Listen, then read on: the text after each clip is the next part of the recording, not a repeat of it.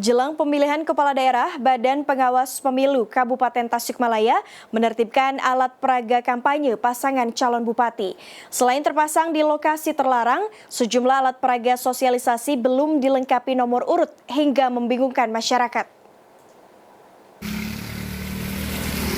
Badan Pengawas Pemilu bersama KPU, Dinas Perhubungan dan Satpol PP Kabupaten Tasikmalaya menggelar penertiban alat peraga kampanye calon bupati di alun-alun Singaparna Selasa siang. Petugas mencopot paksa alat peraga kampanye dan alat peraga sosialisasi calon bupati di tempat terlarang.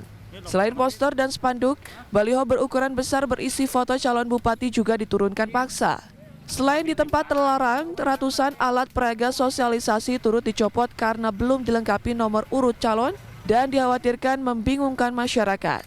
Hari ini kita melaksanakan penertiban alat peraga kampanye, alat peraga sosialisasi yang tidak sesuai dengan titik-titik lokasi yang ditempatkan. Ya. Ini juga kan ini daerah alun-alun ini bukan titik lokasi yang sudah di-SK-kan oleh KPU, jadi kami tertibkan.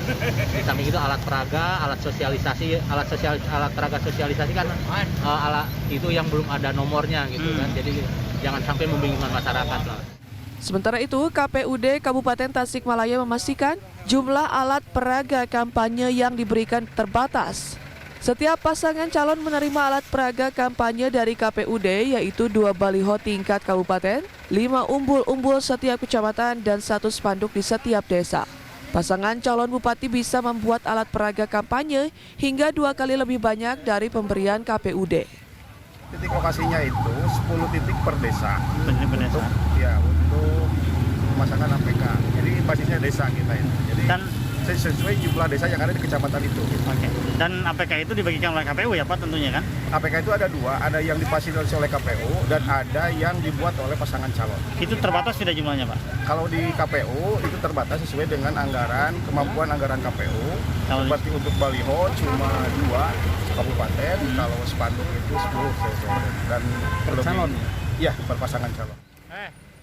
Alat peraga yang diturunkan dibawa Bawaslu untuk dikembalikan pada tim sukses.